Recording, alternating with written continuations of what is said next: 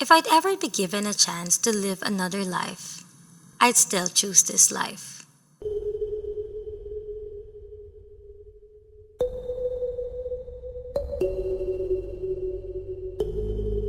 One filled with discoveries and explorations fueled by burning passion and intense love for life. Deep in my heart, there's a voice saying, I was born to do these things. I know I'm not meant to stay in one place. And I want to write about it. I want to tell stories, both mine and of the people and places I'll come to know.